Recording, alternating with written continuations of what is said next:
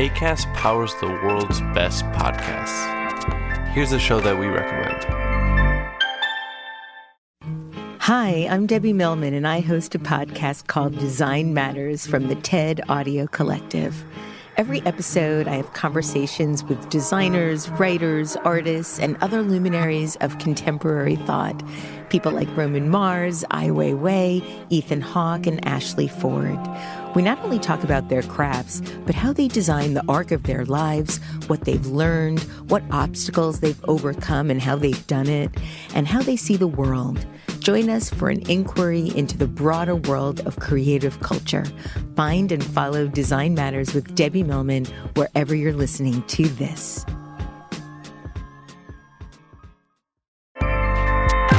Acast helps creators launch, grow, and monetize their podcasts everywhere.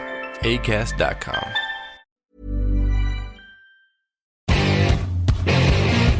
What time is it now? Time is it now? Talk to that. Talk to that. What time is it now? What time is it now? Salut à tous et bienvenue pour un nouveau rendez-vous podcast sur Touchdown Actu. Un jour une preview, un jour une pastille consacrée aux équipes NFL sur la ligne de départ au moment de démarrer cette saison 2025. Et aujourd'hui, la preview nous emmène en Californie pour parler des San Francisco 49ers, pour en discuter et analyser les forces et les faiblesses de la franchise des Niners. Victor Roulier est avec moi. Salut Victor. Et bonjour Grégory, bonjour à tous. Et oui, encore une belle équipe de NFC West. On est prêt, on a pris nos protège-coudes et on est prêt à parler de cette équipe. Tout à fait, en rappelant tout d'abord les différents mouvements qui ont eu lieu pendant l'intersaison. Alors il y en a un petit peu plus que ceux qu'on a développés notamment sur les précédentes journées. Offensivement, on a notamment perdu des cibles et non des moindres, avec le départ forcément de Deebo Samuel qui a été échangé du côté de Washington. Dans une moindre mesure, Eric Saubert, le tight end, est parti du côté de Seattle. Sur la ligne offensive, Jalen Moore a pris la direction de Kansas City et Aaron Banks, le garde titulaire, est parti du côté de Green Bay. On peut peut-être rajouter également les coureurs Jordan Mason et Elijah Mitchell, et puis pour les remplacer, côté receveur, DeMarcus Robinson arrive des Los Angeles Rams, et puis on a également Jordan Watkins, drafté au 4e tour en provenance d'Ole Miss. Citons peut-être Mac Jones, qui sera a priori le nouveau quarterback remplaçant. Et puis en défense, par contre, gros chantier. On a bien considéré la position vu les déboires assez inhabituels qu'on a constatés, notamment en 2024, avec les départs de Leonard Floyd, de Malik Collins et de Javon Gray sur la ligne défensive. Dre Greenlaw est également parti au poste de linebacker après une blessure qui lui a pourri pas mal de mois. Et puis au niveau du backfield défensif, Charvarius Ward également a pris la direction d'Indianapolis, et Tanaloa Hufanga est parti du côté de Denver avec Dre Greenlaw. Au niveau des recrues sur le premier rideau, beaucoup de rookies à venir avec Michael Williams, notamment le pass rusher de Georgia, Alfred Collins, le defensive tackle de Texas, linebacker Nick Martin, que beaucoup de gens de la rédaction adorent, linebacker d'Oklahoma State, recruté par San Francisco. Et puis donc au niveau du backfield défensif, dans les recrues notables, on a notamment Jason Pinnock en provenance des Giants, le safety, et Richie Grant également qui était dans la rotation du côté des Falcons. Citons peut-être également le punter des Jets, Thomas Morstead, qui arrive. Il y a un nom que j'ai pas cité, Victor. La dernière recrue de San Francisco, qui est peut-être la plus importante pour beaucoup de fans californiens, c'est le coordinateur défensif, Robert Saleh. On va peut-être justement s'attarder sur ce côté-là du ballon, notamment parce que je le disais, il y a une régression, parce qu'il y a le plus de mouvements, et parce qu'il y a un retour à la maison. 4e coordinateur défensif différent en 4 ans pour San Francisco. Alors au début, c'était pour des bonnes nouvelles, vu que Demeco Ryan c'était très bon et a attiré l'attention notamment de Houston pour devenir head coach. Par contre, les 2 dernières saisons, les expériences avec Steve Wilkes et Nick Sorensen ont tourné court. C'est quand même une bonne nouvelle, a priori, sur le papier, de retrouver Robert Saleh après un passage manqué en tant que head coach du côté des Jets. Oui.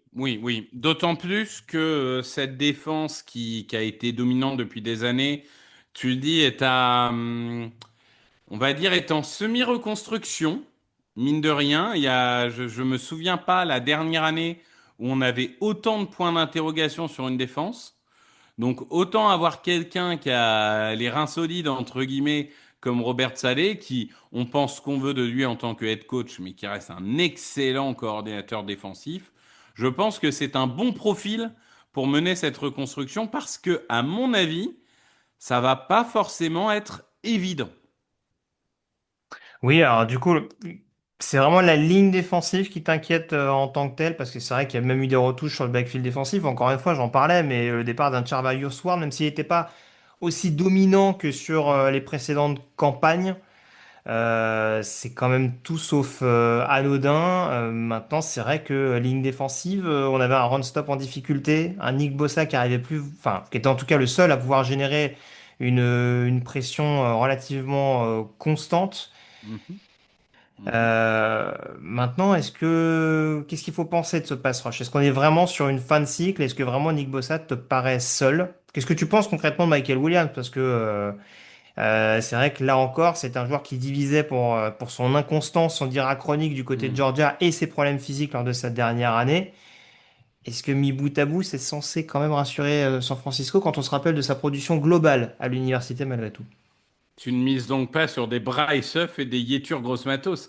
Non, en vrai, c'est évidemment le point. C'est-à-dire que finalement, qu'est-ce qui va faire la différence, à mon avis, entre une bonne ou une mauvaise saison? Bah, c'est la performance des rookies premier, deuxième, troisième tour. C'est la Hmm. performance de Michael Williams, c'est la performance de Alfred Collins et c'est la performance de Nicolas Martins, même si quand tu es à côté de Fred Warner, tu es peut-être moins exposé. Mais on va dire que c'est un peu comme les Rams l'année dernière avec Fiske et Verse, si tu veux.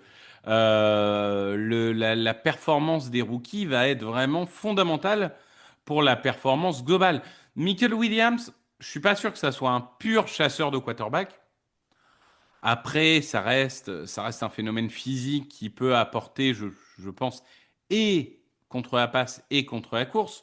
Donc, je suis pas le plus grand fan. Après, je pense pas. C'est pas un profil. C'est un profil qui peut peut-être ne pas avoir le potentiel qu'on pense. Je serais très étonné que ça soit une catastrophe. Donc ça reste solide. Moi aussi, j'aime bien Collins dans le système. Mais c'est vrai que globalement, bah, tu regardes cette défense. J'ai une question au poste défensif tackle, même aux deux Hmm. postes de défensif tackle en vrai. Il y a une question au poste de edge, il y a une question au poste de Sam, il y a une question au poste de cornerback. Donc Sam, c'est linebacker hein, pour les Oui, néophytes, pardon. voilà. Hmm. Mais ce que je veux dire, c'est que il y a un moment, il y a 2 ans, on avait 10 titulaires indiscutables et on se disait, oh, leur seul problème, c'est de savoir qui sera le deuxième safety ou le troisième cornerback ou voilà. C'était vraiment all pro sur all pro sur all pro. Là, globalement, la moitié de ta défense, c'est des paris ou des incertitudes. Heureusement qu'ils ont un bon coach, quoi. C'est-à-dire, je continue à croire en eux parce que il y a du Bossa, il y a du Warner, il y a du gros joueur, et parce qu'il y a un beau coach. Alors, moi j'ai une question par rapport à ça, et pourtant je pense qu'il y en a beaucoup qui sauront que l'amour que j'ai pour Kyle Shanahan, hein, pendant et avant San Francisco. Moi, la question qui m'interroge aussi, c'est que je me dis, est-ce qu'on se retrouve pas aussi dans cette situation-là? Parce que malgré le fait que tu aies un coach qui soit créatif, capable de développer des attaques, tu as misé outrageusement sur des choix offensifs, par exemple lors de la draft ces dernières années, un peu parfois au détriment de la défense, en te disant, bon, bah, ça devrait tenir le coup. Là, on se retrouve vraiment à un virage et on met peut-être un peu plus de pression, entre guillemets, sur les épaules d'un Robert Saleh qui revient, qui a déjà performé à San Francisco. Mais c'est vrai que c'est un peu particulier de se dire que bah, un Shanahan, du coup, va continuer de faire briller l'attaque parce qu'il y a aussi des choix en conséquence qui vont pouvoir le faire. Je n'ai pas cité les pics qui ont été envoyés notamment pour un Christian McCaffrey, mais on parle d'un deuxième ou un troisième tour hein, pour un coach qui a souvent été habitué à développer quelques running backs que ce soit dans la ligue. Même si je ne remets pas en question, bien entendu, l'impact encore plus important d'un Christian McCaffrey à la course et à la réception. Mais ouais, là, c'est sûr que je trouve que c'est des choix qui ont été un peu plus discutables et c'est peut-être aussi ce qui conditionne, comme tu le disais, bah, l'impact des rookies cette année et le rôle importantissime du coaching staff pour les encadrer et pour faire en sorte de les développer efficacement. Oui, mais d'un autre côté, tu vois, s'ils avaient fait le choix inverse, on dirait qu'ils épaulent pas à Brock Purdy, tu vois. Donc, il y a un moment, t'habilles Pierre pour déshabiller Paul, mais c'est vrai que il y a eu un investissement sur l'attaque, ça c'est sûr, hein, on le voit, que ça soit sur la ligne offensive, que ça soit sur les receveurs massivement ou autres. Après, bon, bah, toutes les grandes escouades ont des fins de cycle. Il va juste falloir gérer cette fin de cycle. Mais je trouve qu'en tout cas, ils n'ont pas voulu être plus intelligents que les autres en prenant un très jeune coach et en disant, regardez, c'est la nouvelle pépite qu'on a trouvée à droite, à gauche, machin. Ils se sont dit, bon, on va prendre quelqu'un d'expérimenté, quelqu'un qu'on connaît, on va faire ça un peu calmement. On va pas pêcher par excès d'orgueil ou autre. Donc je trouve qu'à minima, ils ont su... Oui, il y a des choix clairs qui ont été faits, qui seront payants ou non. Mais d'un autre côté, ils essayent pas... Shannon, parfois, il essaye d'être plus intelligent que les autres pour montrer à quel point il est intelligent. Là, finalement, il y a une certaine humilité, je trouve, dans la manière dont ils ont construit le coaching staff. Donc, à voir si ça paye.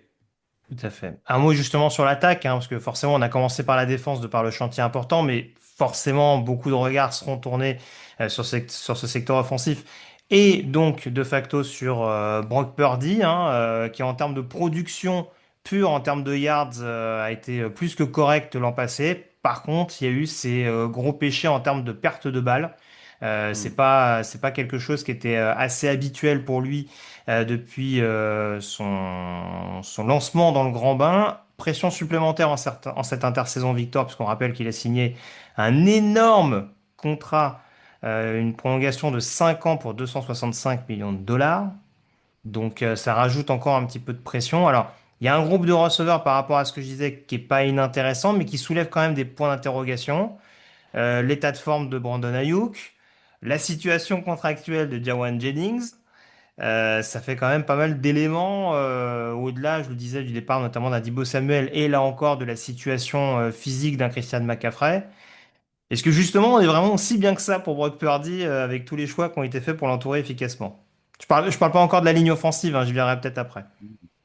Non, mais c'est une question qui est légitime. Bah, on parlait hier avec Davante Adams des receveurs qui fonctionnent un peu à l'envie.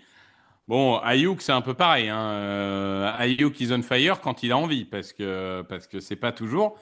Mais malgré tout, bon, je trouve que parfois on a tendance à être trop dur sur les grosses équipes. Enfin, ton receveur numéro un, c'est Ayuk. Ton receveur numéro 2, c'est Jaren Jennings, qui est un excellent joueur. Ton receveur numéro 3, c'est Pearson, qui est pas inintéressant. Et Clairement. ton tight end, c'est Kittle.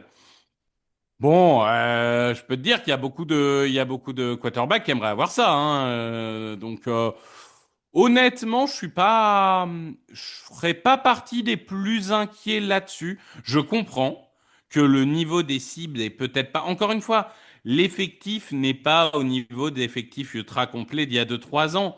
Mais bon, maintenir un effectif aussi complet, c'est compliqué. Là, on l'a vu, tu vois, même les Eagles qui avaient la super team de l'année dernière, bah, ils ont commencé à perdre des éléments de défense et ils vont continuer à en perdre d'année en année.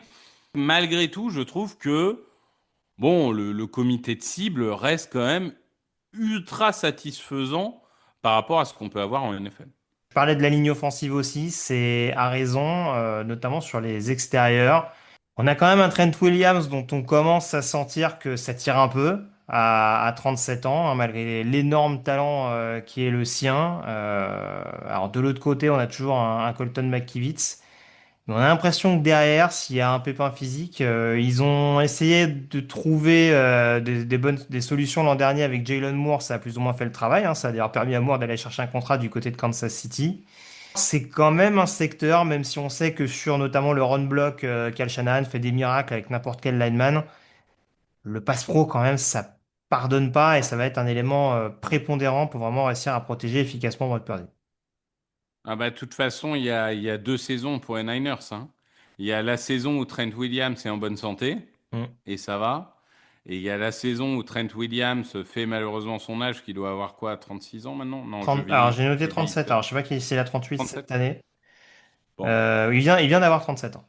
voilà, donc 37 ans, ça reste, voilà, on sait jamais, même si ça fait partie de ces joueurs comme Lane Johnson et tout, qui se battent jusqu'au bout, mais ça les Oui. empêche pas d'avoir des problèmes de santé. Oui, ça dépend de l'historique de blessure aussi. On sait que Trent Williams, il est déjà Ouais. passé par l'infirmerie plus d'une fois précédemment. Ouais. De toute façon, oui, je pense que si Trent Williams n'est pas là, ils sont plus ou moins morts. Après, à l'intérieur de la ligne, ils ont fait quand même un bon boulot. Je trouve que Mhm. Puni a quand même été parce que Puni, c'est quoi? C'est un troisième tour de souvenir. J'aurais même dit un Euh, quatrième, mais je pense que tu as raison. Ouais. Je vais ouais, fin de vérifier. troisième, début de quatrième. C'est ça. Mais c'est vraiment, ça a été une satisfaction énorme. McKivitz, je sais qu'il a beaucoup de détracteurs. Moi, je trouve qu'il est pas si mauvais que ça. Mais là où je te rejoins, c'est que il est pas si mauvais que ça parce que aussi il fait un bon boulot au niveau de la course. Au niveau de la passe, c'est un match sur deux. Et c'est vrai que ça peut être préjudiciable. Donc, malgré tout, ça reste une bonne ligne. Mais c'est sûr qu'elle est ultra dépendante d'un joueur. Tu vas me dire, dans beaucoup d'équipes, si tu perds ta star, t'es dans une mauvaise situation. Mais particulièrement ici, il a l'air vraiment d'être point d'ancrage. Et on a vu quand c'est arrivé qu'avec ou sans lui, c'est quand même complètement différent. Ça reste, selon moi, une attaque haut du panier, surtout en NFC Mhm.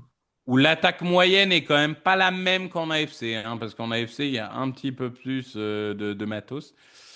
Ça reste haut du panier, mais oui, c'est moins inébranlable que ça a pu l'être dans des années précédentes.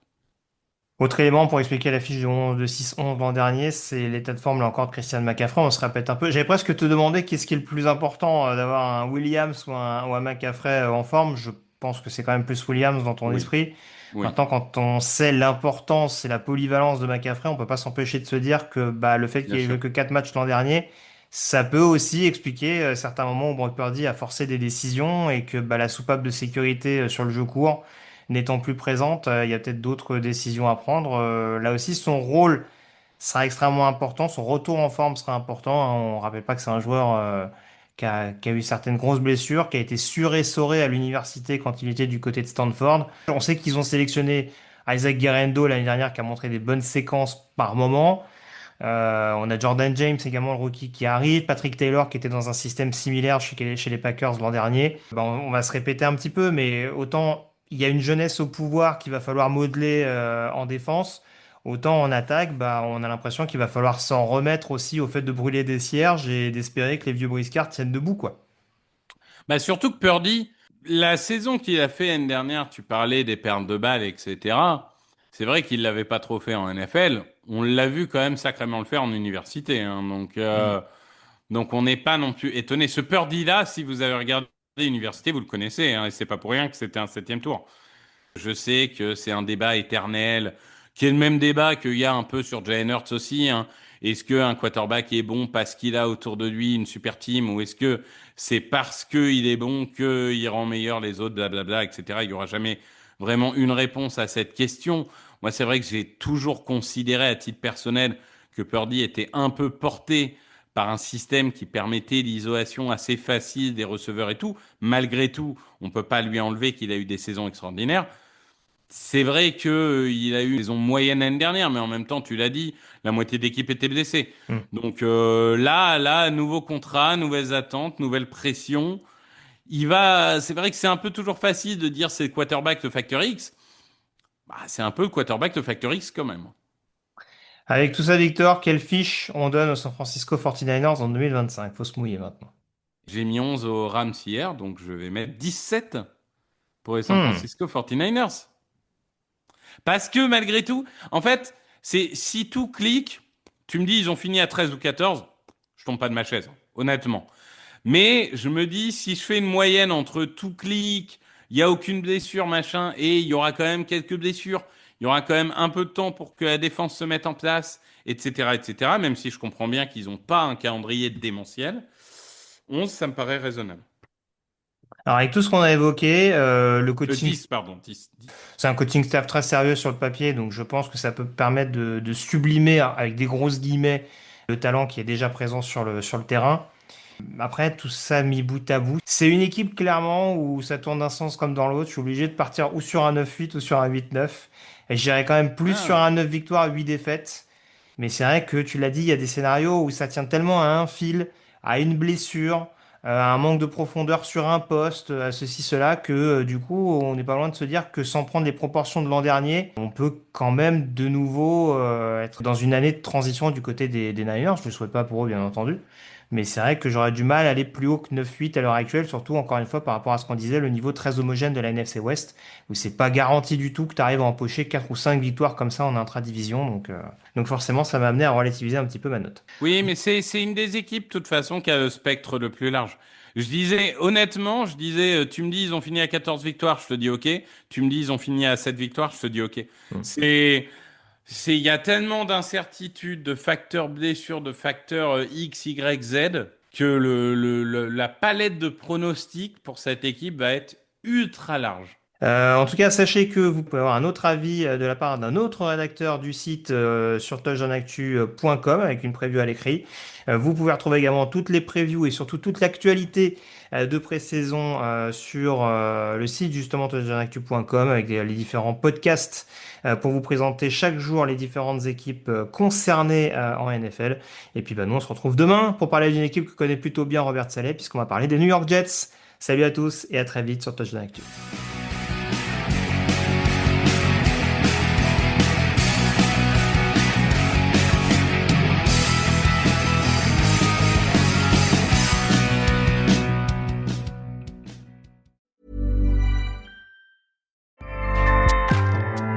Acast powers the world's best podcasts.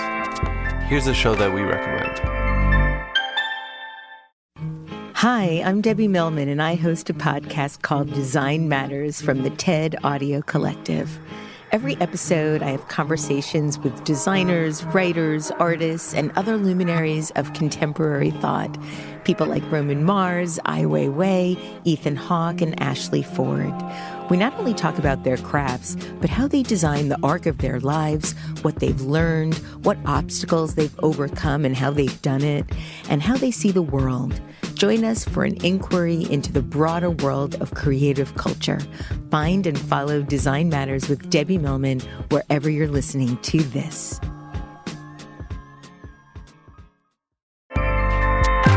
Acast helps creators launch, grow, and monetize their podcasts everywhere. Acast.com.